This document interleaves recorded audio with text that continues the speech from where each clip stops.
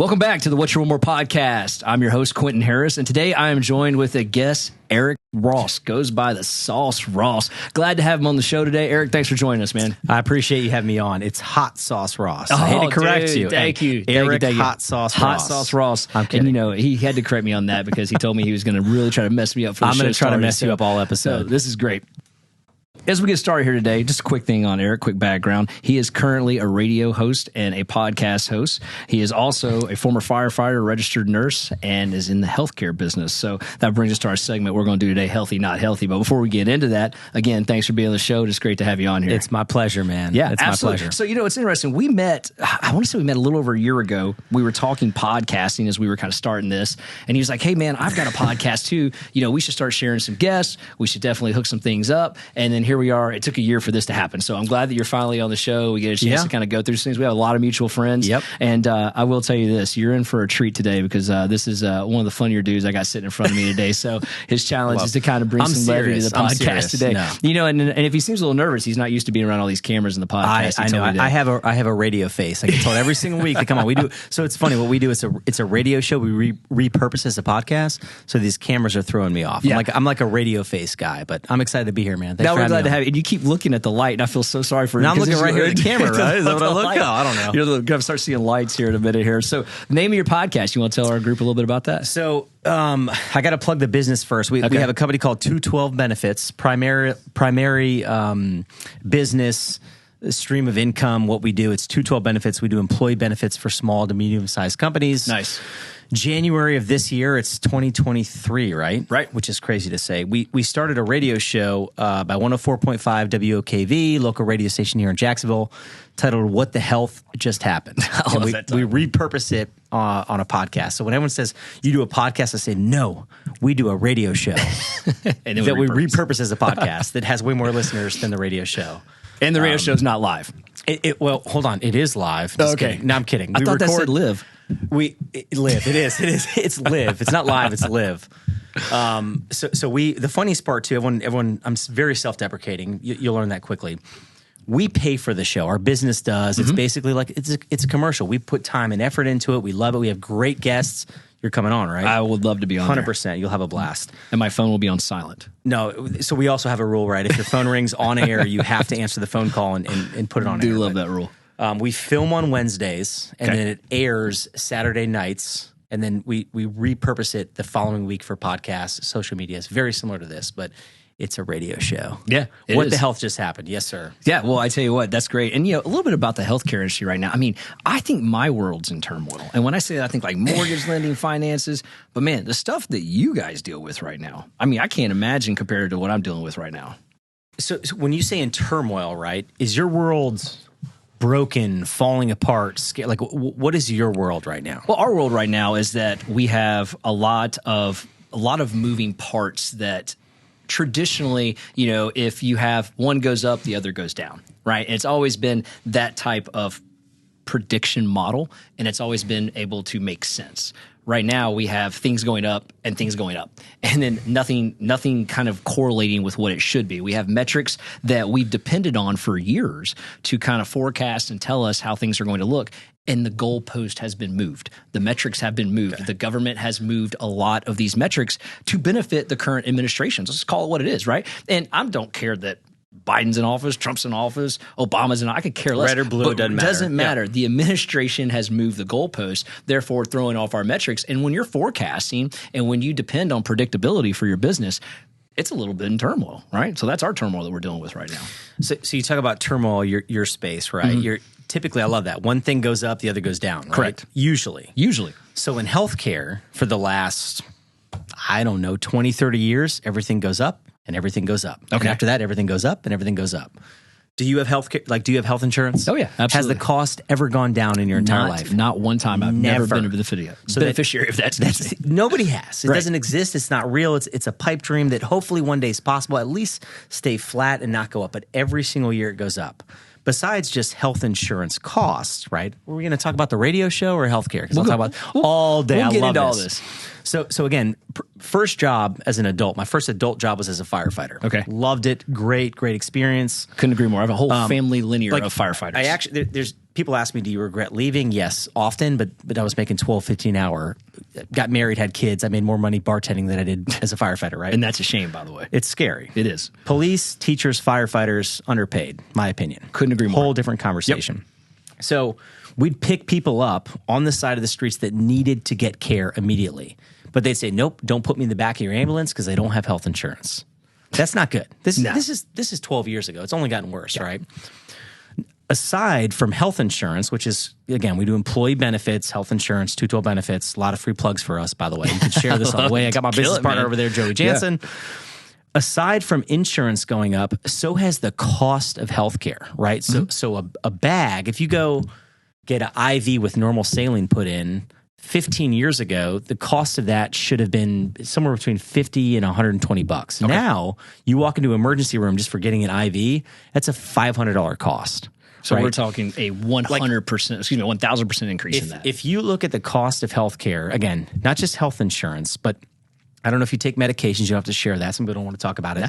But the cost of I don't, by the way. Prescription drug 15 years ago to now is probably 80 to 100% more expensive than it was. Wow. So everybody's looking at a lot of metrics in the money world, right? Mm-hmm. Buying houses, taking loans, opening a business.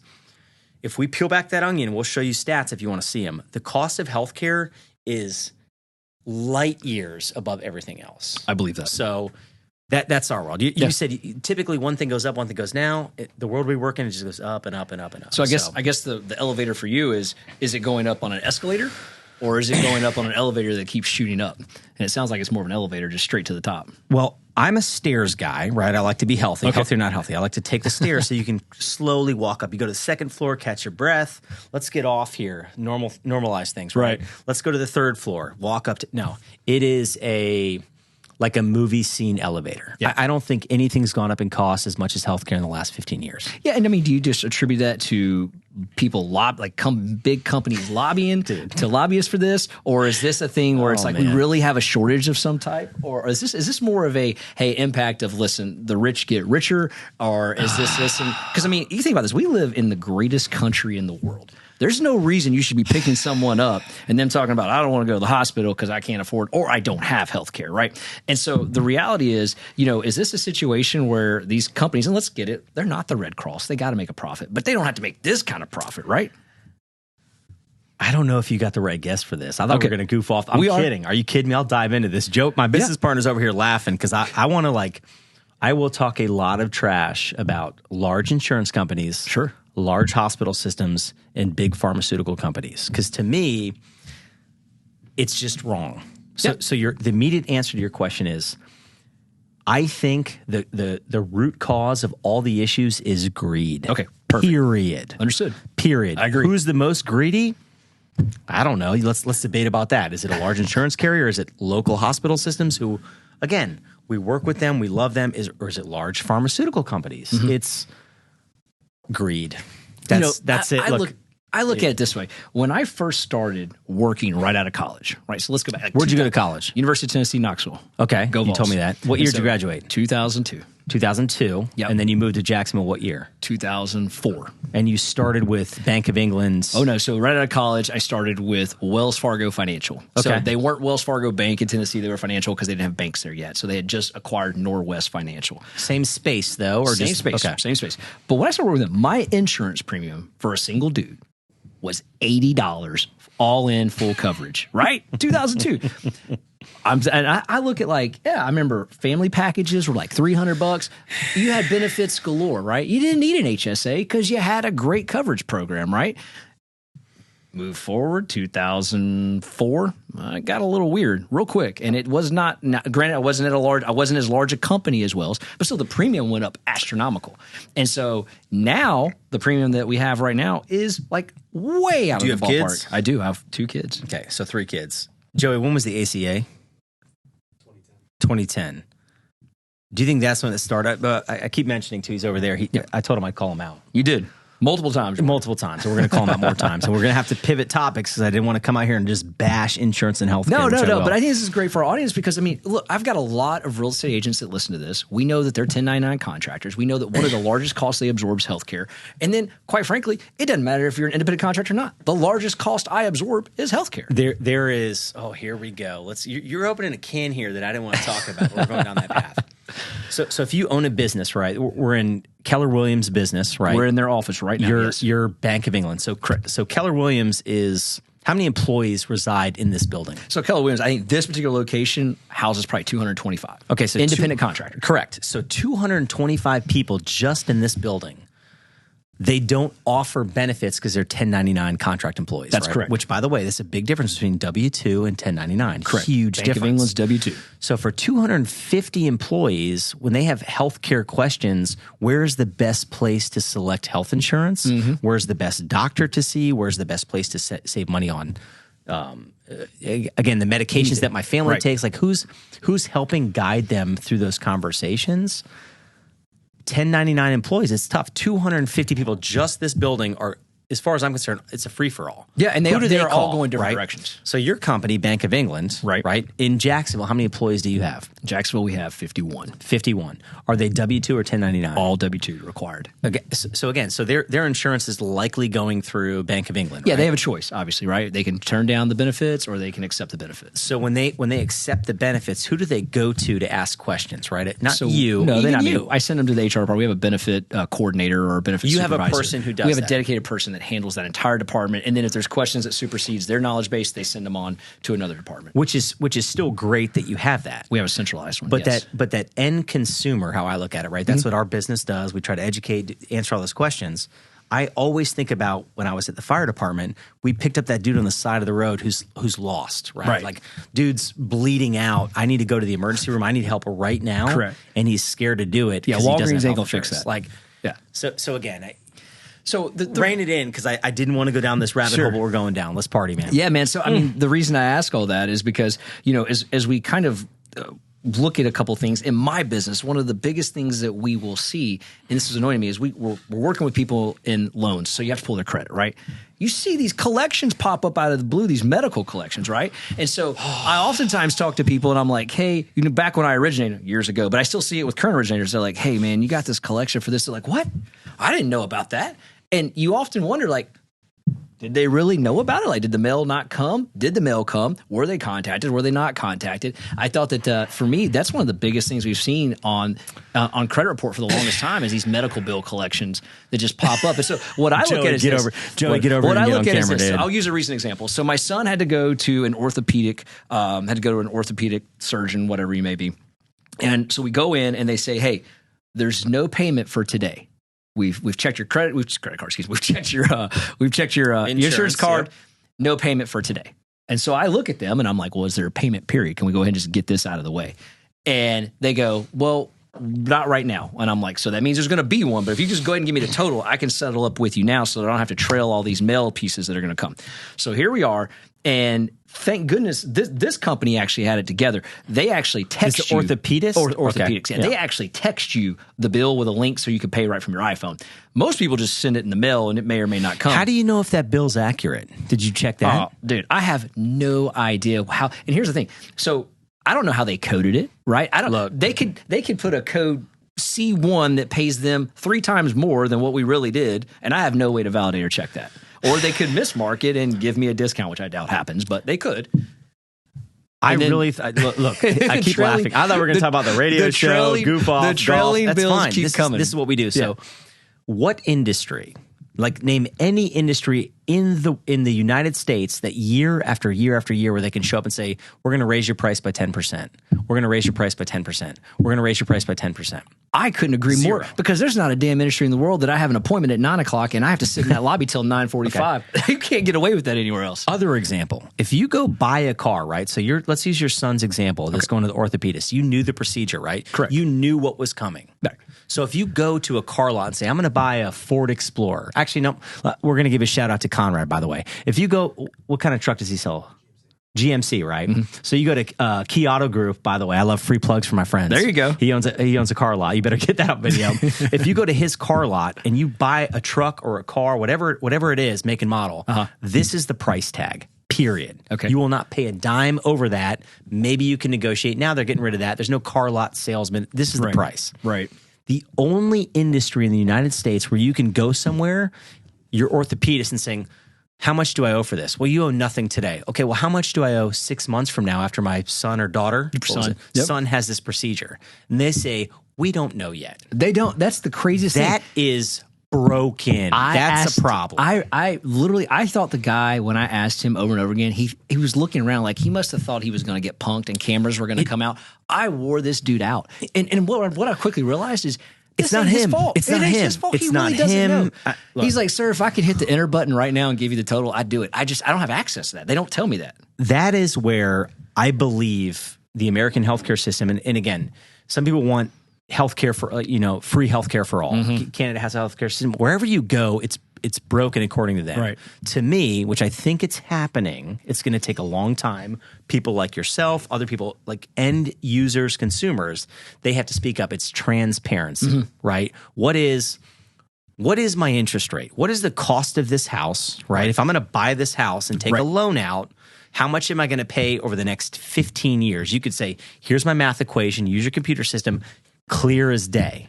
But if you walk into an orthopedist, your example, or a primary care, and insert healthcare, and you can't get that, that's a problem. I'll tell you right now. And the reason I get pissed off about stuff like this. Damn, Joey. I'm blaming you, man. The reason I get fired up about this is because my industry is so regulated and so scrutinized. Man, I can't even go to the bathroom without these regulators having to give us permission to do something.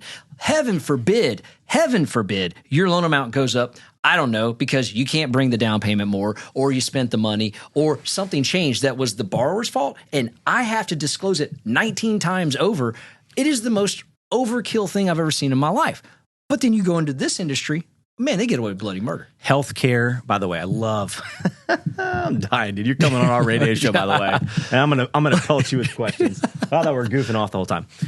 I believe it's coming. In healthcare, it is coming. It's on the way, but like anything else, it's like, what's that term? It's like turning the Titanic around in the bathtub. Yeah, not gonna happen. It's slow. And let me tell you what else, because I'll get a little weird here. Who has the deepest pockets? Big pharma, big insurance, and big hospital system. This is how I'm talking my world, right? Your Healthcare, world. Okay, right? yeah. So for us to make any change for, again, I keep calling us end consumers, but again, let's for call the greater good them, of the patient or the consumer, yeah. Right. So a 250 life 1099 company that, like, how do you drive change? It's buying in, but it's slow because who has the deepest pockets? Large insurance carriers, large pharmaceutical companies, and large hospital systems. And they also tend to make the most of all these transactions. I mean, that's why they're the biggest, right? Because they're the most profitable. You didn't mention Damn it. I wasn't going to talk about any of this stuff. You didn't mention the Red Cross in that situation. So I mean, the reality is you're right about that. And I mean, well, listen, 20 years ago, did an HSA account even exist? I don't think HSAs came out. Go ahead. Look at them. HSAs are garbage. They're garbage. We're saying garbage, but when did they become about? I've got an HSA. Okay, Yeah, so 2006. They're good if you understand. So There's Joey that chime was in. I told you he'd chime in. That's so bad, that our insurance has gotten so bad that we have to have a garbage account.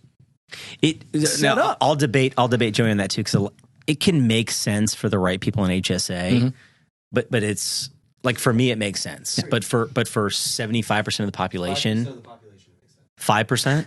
I told you Joey would chime in. He did. He got right on it. We might have take a hard right, man. Let's talk about something else. Okay, yeah. Unless you want to keep going down this. So no, man, I love this stuff. Fired up. I can tell, man.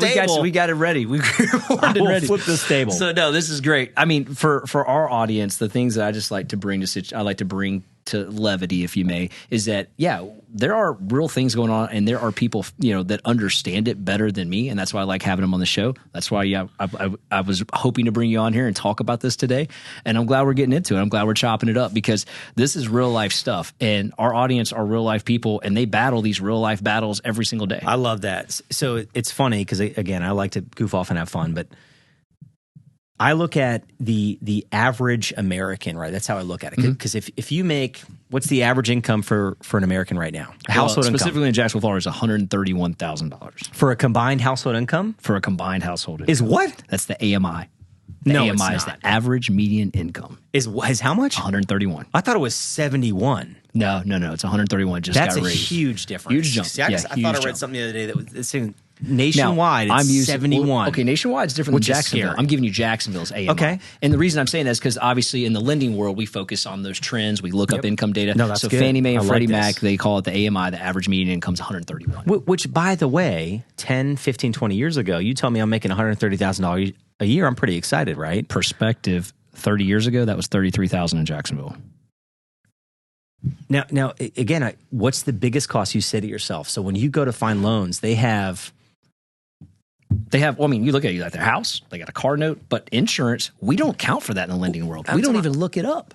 When a hospital, right? Mm-hmm. They you said if they owe money, right? Uh-huh. If they're getting dinged on their credit score, what's one of the things you see all the time? Oh, it's a medical collection. and they don't even know. They have no idea. So who helps them with that? Yeah, so that's the thing. So We do, oftentimes by I the ask, way. oh, you do? Okay, well, there you go. There you go. Talk about that. How do you help them? Again, there's a variety of reasons. The biggest one is where do you start, right? How are you spending your money early on? 72% of Americans are currently have their insurance through their business. Okay. Right? So if you have a business of 10 people or 10,000 people, most Americans, I think it's less. Let me check the stats on that. It's over 50%. It's less than 70%. And that would be a group policy. of some Correct. A sort. group Yeah. insurance policy. 71%. So they have insurance through a business, right? And you have companies that are 10 employees, you have companies that are 10,000 employees. How are they making wise decisions? How do most people select their health insurance? What's the least amount of money? I'm going to select that one. But again, that's maybe the wrong decision for them. Right. Then after you make that selection, you got a little insurance card in your pocket. How do you make choices after that? Correct. How do you make the right decision so that when you go to take a house loan out, you're not $50,000 or $100,000 in debt? This goes back to the firefighter days. This is not medical advice. I have to always say this as a registered nurse. This is not medical advice. The biggest thing is facility selection. What direction are you going and why? A lot of Americans walk straight into that emergency room. ER. Man, I got a slash on my leg. ER. ER. I farted too loud and something got in my underwear. Yeah. ER, right? Right. I threw it back out climbing a ladder. That is one of the number one mistakes. Like, what is a true emergency? And the other problem is when you call primary care physician offices now, if it's after hours, they're off the clock. What is the one thing they tell you to do? Call 911 or go to the emergency room. That's it. Yeah. Because it's CYA. I could say cover your ass on here. Absolutely. Which, again, now let's go down the lawyer stream, right? Who can I sue and how and make the most money for these people? But if you want to save money on healthcare, I believe it's either on medications, right? You're either overspending on medications because you're buying it the wrong way, Okay. or you don't need to be on medications. Again, not medical advice, but you got somebody pushing pills that you don't need. Right. That's the best way to avoid pills. Get healthier. The other one is facility decisions. What direction are you going in making these choices? But I love this. So this is just brings a lot of light to the situation because oftentimes I know a lot of people, like, for example, buddy of mine last week was, I recommend surgery. His last week was using a chainsaw. He was cutting down some tree limbs. First of all, I'm like, dude, you need to hire someone to do this. But anyhow, How that's a old is long he? story short. He is 45. Does he have kids? 2. So I'm at that point. Like, Yeah. Now hold on a second. I'm going to challenge you. Let's do healthy or not healthy Okay. here. I'm 40 years old. I got 3 kids. Yep. When do I hire, outsource my time and also like lose my man card? Because I got Yeah. a chainsaw. You got and a I want to chainsaw. use it. But I look at it this way. I should outsource it. I look at it this way. There's a time value of money and then a time value of family. And so I'm like, if I can 100 times out of spend the 100, yeah. money Yep. to have more time with my family, I'm going to spend it. Man card is that I'm the dad I want to be. There's where my man card That's lives. good. By the way, the man card thing's nonsense. I Sure, don't believe I got in you. that. Oh, yeah. But I just I want to was- use a chainsaw. That's the full So firefighter he's using in me. this chainsaw, man, and he's up on a ladder, and the hits a tree limb. Tree limb knocks a chainsaw into his leg, and thank God it didn't do more damage than it did, but it cut him pretty good, and you could see the bone, and it was it was enough, right? Yeah. And his wife texts my wife, who's in the medical field. She's a PA in dermatology, and then she was like, "Do you think he needs stitches?" And my wife's like, Yeah, Band-Aid's not going to do that. Yeah, and my wife immediately says, "Do not go to the emergency room." She's like, "You can go to the urgent care, and they will do a great job right over there. There's one right by, the town center. Go right into that one. Let them take care of that." And he was in and out in an hour. So where did he go? I can't name names. The place right at the town center, the freestanding one right by the gate. Right by the gate. That is not so. So listen. Oh, really? That's an emergency. Here's the game. Oh, man, that's a tricky one, man. Here's the game that I got to be careful and tread lightly. Even though my business partner doesn't like to ruffle feathers, I don't mind. So the healthcare system, back to hospitals, because I know exactly where you're talking about. They own real estate everywhere, and they plot places somewhere. Okay. So that is not an urgent care. Oh, so when you like get a mini ER. When you get coded, right? It is a freestanding ER.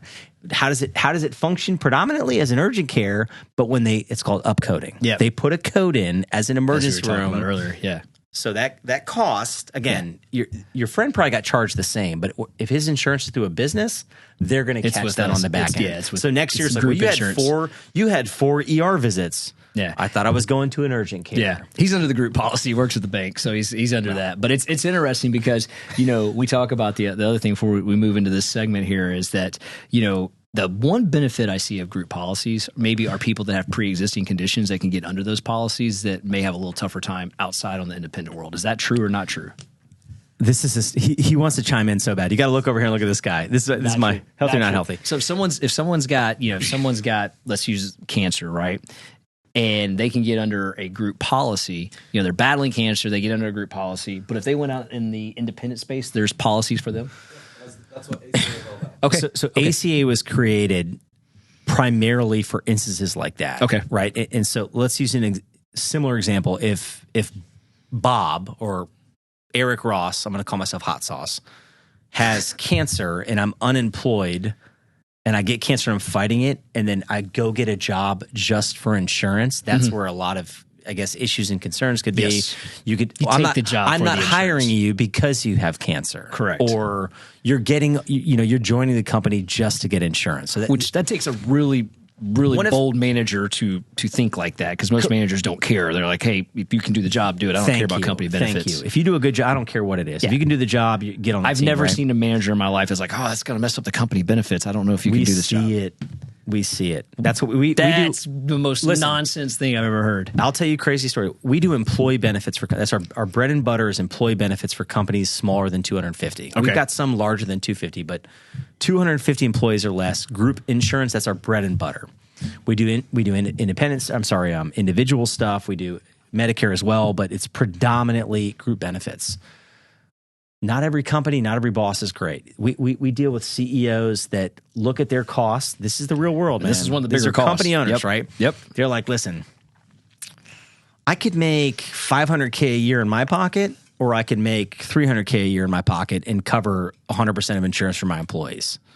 I'm going to cover 50% of insurance for my employees and pay myself $500K. Yeah. That's yeah, we see it. Yeah, I believe that. I do believe that, and those are rising costs. I mean, those are hard costs. I mean, they're rising and they're hard costs. Day after day after day. Yeah.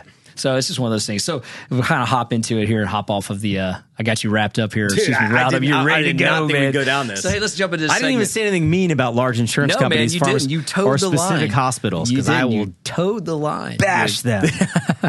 In the background, Joey's like, "Don't do it. Don't do it. Don't do it." Pharmaceuticals are the worst. Yeah. I believe it. So here we go. Well, that's for another segment of the time. So let's hop right into this segment that we were kind of talking pre-show. You do it all the time. Healthy, not healthy. Healthy or not healthy. I love it. This is your go-to, and we were kind of prepping earlier about it. And man, I'm gonna let you we're gonna go back and forth on this, but I'm gonna let you kick off here. Let me give a background on it. Right. So we do this radio show called What the Health Just Happened. Yeah. That we repurpose for on podcasts.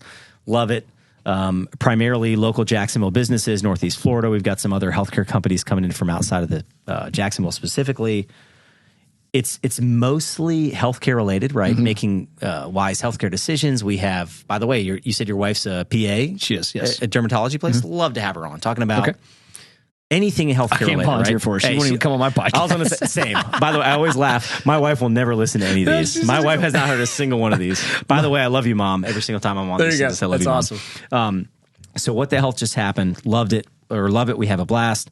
But every single episode, usually beforehand, whoever the guest is, I'll say healthy or not healthy, and we fire like speed round questions, and you have to answer it and explain why it's healthy or not healthy. This makes sense. So, you want to start? Or you want me to? I'll let you do it. It's your court here, man. Okay, healthy or not healthy? Charlie Walker's outfit and heating pad behind us. I swear to you, that's the one that I was going to ask you. I had that in my head. Dude. He put the glasses on, and I was like, dude, I'm going He's this over one. there. Yeah, it's not healthy. I'll tell you that. Charlie's got it might be a cool 78 degrees, maybe 72 in this room, and Charlie is dressed like he's in Antarctica right now. He's got some sweet guitars he's got over a there, puffy jacket on and a heat pad on the back. This is a normal, but regardless of the ailment, that's a normal attire for this office in here right now. Constantly wearing that. You want me to go again? Yeah, sure. Healthy or not healthy? The cost of daycare for kids. For me, I am so far removed from that. I have a 16-year-old and a 15-year-old. But I will say this. I hear from people in my office about, battling the ideology of one parent staying home versus daycare because of the cost. And it appears that there's this underlying tone of the really good ones, right? You hear this all the time. I want to get my kid into this one, but they're running out of space. And then they raise the cost, right, to get them in there because there's only supply and demand, right? Economic formula. So I actually genuinely feel bad for people right now that have to battle that because it seems like something that's very difficult and not healthy. Okay. Healthy or not healthy? One of your children getting or having their driver's license? I've got one with and one with a permit right now. And so for me, it's healthy, and I'll explain why I think it's healthy. For me, growing up, my parents were so guarded about letting me try to drive, learn to drive on the permit, that I was always the kid that never had enough seat time going out there. So with my kids, I'm like, listen, day one, you got the permit, we're driving, we're going. Love it. And so they drive everywhere. My daughter she's 16, drives, she thinks she's great. She's decent. She thinks she's really good. 1 to 10. I've told her 1 to 10. She's a hard 6 right now. So I mean, that's increase your premiums. So I mean, I'm out there and I'm like, hey, listen. I was like, Tay, you're good. You're not great. So let's don't get this twisted. And then my son, anytime he gets a chance, he wants the keys. And we had a little episode with those yesterday that my son, I give him the keys and I give him my backpack from the office. I'm like, hey man, I'm willing to stop in someone's office, go ahead and load the truck up, and I got to take you at 2:00 over to an appointment at the stretch lab. And I take him over there. Stretch lab? Yeah, stretch lab. And literally, the sky falls out. Mother Nature decides it's going to rain, just pour down. And I keep hearing this sound that's like this on top of the roof of my truck. And I'm like, what in the hell is that? And I'm like, it's got to be hell. And I'm like, Carter, you hear that? And he's like, yeah. I was like, is that hell? He's like, I think it is. And then we keep going, and it's like, I'm like, dude, is there something on the roof of my truck? And he's like, it was me. He's like, no. I'm like, all right. So we pull up to Stretch Lab. Now remember, we left Jack's Beach to the Stretch Lab, good 10-minute, 15-minute drive. The one off Atlantic? Yeah. Okay. So we're going up there. He hops out. I put and it's pouring down, so I have to park 3 rows back. And I put the truck in park, and it's like, ding, no key detected. I'm like, no key. So I call him like, hey man, you got the key? He's like, Dad. He's like, I left it on the roof of the truck. I'm like, why in the hell would you do that? So, not healthy. Not healthy. Not That's healthy. Not healthy. Yeah. Dang. So Did you find the key? My daughter brings a spare. We come over. We were supposed to do a podcast yesterday. I said, hey, get my bag out of the back, run to the podcast. He goes, Dad, you're not going to believe it. The key is sitting on the tailgate right now. Dude, I love this happens all the time. I'm like, all right. Oh my gosh. Yeah, so I was pretty jittered coming in here yesterday. All right, your kids, do they play any sports? Like, what do they do for fun? Yeah, my son plays football. My daughter runs track. Okay. So, healthy or not healthy, tackle football for teenage kids? I would say healthy if taught the right way, but I coached in this system for a good amount of time. There are some very unhealthy coaches. Oh, for sure. Who live vicariously, and there's very unhealthy leagues where things are taught that should never be taught in the play of football on the field at all.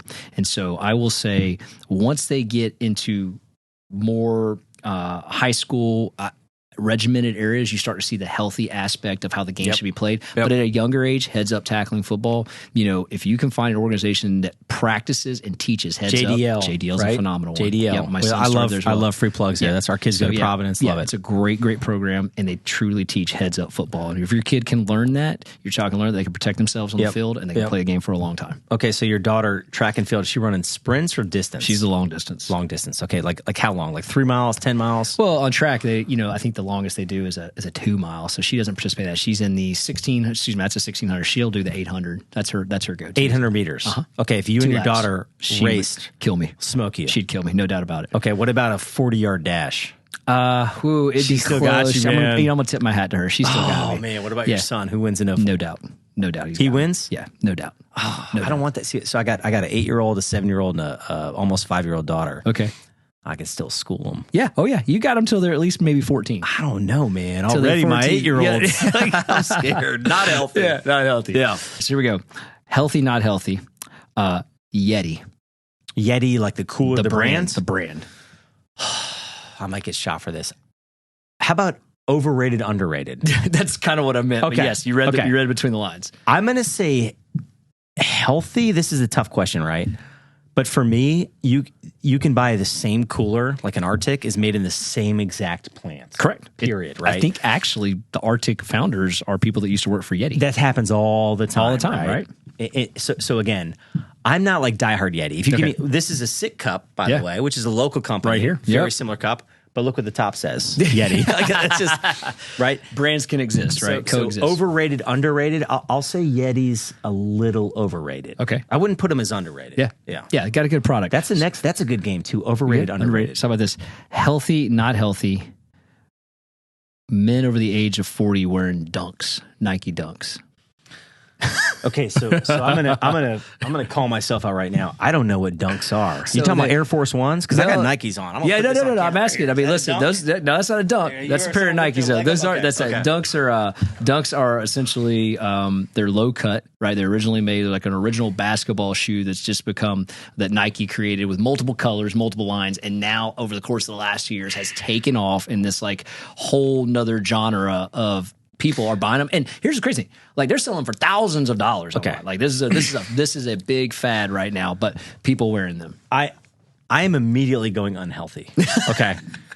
By the way, I'm 40. I still like up here. I'm 25 years old. I'm still cool. I'm not cool, man. I got 3 kids. I think I am. I love Nikes, but the shoe craze. Maybe if you're like I remember buying Scottie Pippens back in the day. Like he came out with the shit that was so awesome. If you're buying and flipping shoes, right? I got a couple buddies that do that. I still don't get it. You know who I'm talking about. I know a couple of kids that do that. I'm going unhealthy, man. Okay. If you're spending, it actually infuriates me. If I buy a pair of shoes more than $50, I'm angry. Wow. Yeah, I know. That's and now, crazy. like every shoe's $100 or more Minimum. So I'm going unhealthy. All right. Excellent. What else you got? Man, that's all I got right now. That's it? That's it. What else you got? Okay. Healthy or unhealthy? The middle-aged white guy haircut. You and I both got it, man. He's got it. Joey's got it. Dude, I'm guilty as charged because I've been rocking it for quite some time. All of us have. I'm saying healthy. I'll roll healthy for me. It's a classic, right? I'll roll up in the grocery store and they're like, do you want a military discount? They're like, you want a military discount? I'm like, no, it's just high and tight. That's just how I keep it, man. I get asked all the time. You have a military card? I'm like, no, sure don't. High and tight. All right. I did this one the other day. Healthy or not healthy? Facial hair. Man, that's a tough one considering I do have it and Charlie has it, right? And I think it's a fad. Honestly, growing up, I was like never going to have facial hair, never going to be a thing. And then literally 8 years ago, my buddy had a country Christmas party. And I grew it out for the first time. Never had done it before. Just kept it the way. My wife was like, oh, I actually like that. So I kept it. I'm going healthy. You know why? Why? Because I can't flip and grow it, man. It grows in patchy and creepy and like pedophile-ish. It's bad. Like I'm saying, like, healthy. There you go. Okay. Yeah, man, fire away. This is to both of you guys. Healthy or unhealthy starting a podcast or radio show in your life? All right, man. So Charlie just asked. I almost asked that one too. I love that. He said, healthy, not healthy. Starting a podcast in your life or a radio show. You want me to go first? Sure. Dude, I'm going 100% healthy. Yeah. Do you want me to define why I think it. so? Look, if you start a radio show or podcast and think, I'm going to be the next Joe Rogan, Lewis Howes, insert name, I'm going to be popular, I'm going to have hundreds of thousands of followers, I'm going to get sponsors, that is not healthy. Correct. If you do it for the reasons that I'm doing it and I believe you're doing it, then it is 100% healthy. Every single week, and I got my business partner, Joey Jansen, over there from 212 Benefits, it is like my favorite hour of the week, right? We have these people way smarter than I am talking about different topics. Does it produce business for us? Kind of, yeah, right? I would hope so. Is there a maybe a selfish intent to it, probably, but I love it. It's fun, and I think to me, what's not healthy is when you're delusional, like I'm going to be the next Joe Rogan, and there's Correct. a lot of those people out there. So that's my answer. Yeah, I would absolutely go healthy. I loved it. The idea of this podcast came from my children. They inspired this podcast. They said, "Dad, we want you." They came with that whole brand, one more. What's your one more, and what it meant. And to me, it became a family thing. We put a business plan together a year ago on Father's Day. Yeah, and I mean, we Happy did Father's it. Day. Like, hey, thank you. Happy Father's Day to all of you guys in the room as well. And to me, that was wow. Okay, we can do something as a family, right? We can work on a dynamic as a family. And then here's the other cool part. And you guys, Joey, you and Eric, here's one thing that you guys may or may not have thought of. For me and Charlie, these are time capsules that our kids will be able to have forever 100%. beyond our life. They can 100%. come back to and see some of these lessons, some of these guests, these amazing people that have come on the show that we can talk about. That's why I want video. That for me, like, yeah, I could write a journal to my kids. I don't know that they can even read my handwriting, much less want to read it later on, right? But this will always live. That's good. And they will That's always good. have that moment to come back to be like, Dad. Yep. And that to me, That's good.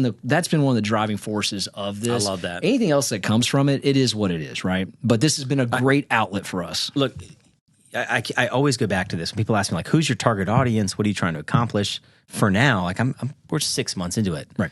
And I think Joey agrees with me.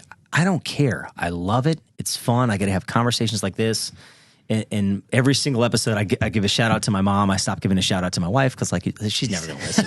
She hears my voice every single day. She wants to see my face. But I love that time capsule thing. So I want to go back to what is it? What's your one more? What's your one more? Right. So Ed Milet, is that his name? Just came out with a book. He did. One more. It's called The Power of One More. That's it. I love the concept. So you and your family came up with this. Are you asking guests at the end of each episode, like, what's your one more? We are. Because I thought about this. We're getting to I don't know this. if you asked that or not. It's I'm all coming. damn like, I got a couple It's one coming. mores. So Okay. yeah. Okay. Yeah, the concept behind this was that we were out on the water one day and we were just talking about like clothing apparel on the water, and like some people wear like fishing shirts, but they're not fisher men or fisher women, so it's like a poser shirt, right? You don't want to feel like a poser wearing this. Like walking around a hook shirt, you don't even fish, right? And you're like, man, I don't know. I don't wear an AFCO shirt. Like I don't do that, right? And my son was like, We're all posers, by Right, the way. but- We're all posers, buddy, in some capacity. Some capacity, right? So I tried to pose on the golf course today. I think that's a given. Though. That's a fair one. So anyhow, they were just throwing out names, and then my son was like, "Dad, what do you think about one more?" And they originally started with like one more line, one more drop, Yeah. one more thing. I love that. And then it came out into like he was like, "Dad, One more cast." yes, one more Every cast." time, like, he was like, one more. He was like, Oh, we I could love that. totally go with that. And then he started saying, "Hey, Dad, what if with NIL deals right now?" You could, at this time, we were talking Tennessee football. He's like, imagine Hendon Hooker, like a highlight video going, and Hendon Hooker saying, "Hey, Vol Nation." Wow. I just flipped him the bird, Yeah, by the way. that's it. You He can said- edit this part out. That's the he Joey said- over there. He just said, "Hey, Vol Nation, I've been in the gym putting in one more rep, getting one more lift, making one more practice, that one more throw, trying to bring that one more national title back to Tennessee. Yeah. Vol Nation, what's your one more?" And when he did that, I was like, even right now, man, like it's right here. I'm like, oh, buddy, that was it. There are a few things I love about the story. One is that hearing these stories between you and your son, I'm excited for me and my son having similar stories, right? But a big one is Joey Jansen, who's off camera, is a diehard Gator, and all these Tennessee stories. He's like loving it. flipping me the bird. Normally when I tell this story, Joe, to your credit, I insert Anthony Richardson into that story. So I do typically do that. But I was telling the authenticity of how that. Oh, it is, man, it is, and we definitely relish those years. Thank God we won last year against the Gators. I love that for a variety of reasons, right? Yeah. The one more, and again, Ed Milet's a guy I'm sure you follow and are familiar with. But So when I had John on the show, John Gordon on the show, he and Ed Milet are super tight. they're doing stuff together all the time. All the time. And so love John Gordon, John by the asked, way. I was like, "John, you're like one of my top 3 to be on the show." He was like, "Well, who else is in there?" And I was like, "Ed Milet." And he just kind of smiled. He goes, "I'm going to get Ed in this studio one day." I was like, "Bro, you get Ed in this studio." What's it going to cost? I was like, "This is game over." But he just moved here. For real? I'm not making that up. It's a great area. He I just get it. bought I a get it. home on in guessing Ponte Ponte Vedra Vedra, or Atlantic right? Beach, yeah. Ponte Vedra, Yeah. brand new built, unfinished, and he's going to finish it off. It's probably one of multiple homes he owns, but he just bought it. Yeah, he's one of what's hysterical too, and I think that's what caught my attention. One of a few things. I love John Gordon. Right, The Energy Bus is one of my favorite. I read all the name a book that. The 7 Habits of Highly Effective People, How to Win, like the OGs. The Energy Bus to me is arguably one of the most impactful books of my entire life. That's right? awesome. And a lot of people too. Like, so it's a book I gift. So, and then Ed Milet's one of those guys too that I love. So that's funny. But That's crazy. Well, before we exit the show here and hop off, I'll tell you this. So I met John in 2005, and I hired John as a coach to help me through some things in 2005 for business. And, like for company wide or individually? Yeah, both. Okay. Yep. And John, we were going through some things. He was just on the Good Morning America show, and that's how I met him. And I bought his book, and it was not the Energy Bus. It was the book before. One it of was about the 15 energy. books, yeah. It was called like the Energy. I think it was. I'm going to mess it up. I'm not even going to try to do it. And at the end of the book, it has a cell phone number, and I'm like, this can't be real. Then I was like, it's a 904 He number. can't do that anymore. I was like, he can't do that anymore. This cat lives in Jacksonville. So I was like, beep, bop, bop, bop, bop, leave a voicemail. 2 days later, calls me back, and I'm like, I can't believe I'm actually talking to John Gordon. Yeah. So we go do some coaching. We get to know each other, and weeks go on. He said, hey, Q, can you do me a favor? And I mean, he told this story on the podcast because this is real. He goes, hey, I'm going to give you a manuscript. Will you read it? It's been turned down by 19 publishers. And I was like, sure. So he gave me, I have the original manuscript of the Energy Bus. Well, dang, man. And so that's I read pretty it, cool.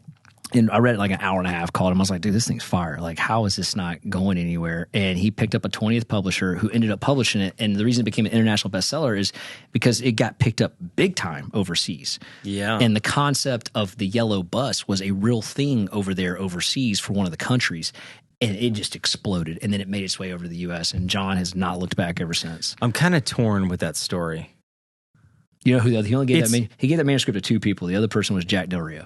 Well, it's incredible. And now, like, anything I say from here on out is just trash. Like, throw it in the trash can. It's a waste of time. So let's wrap it up. No, it is. Hey, that's awesome. We wrap it awesome. up. Well, hey, thanks for being on the show as we always do. Hey, what is your one more thing you want to do in life, one more person you want to meet in life, one more goal? Dude, that's impossible to answer. I've thought about it all day long, and I think I have it pinned down, right? I could talk about family, one more day with my kids, one more moment with my spouse, my parents who are still around, lost grandparents, like one more moment with them. But for me, it's like putting one more smile on someone else's face. I realize I love that. Making people smile, right? Whether it's through humor, professionally, financially, whatever it is. I just, like, the second someone smiles back at me, talking about providing good energy.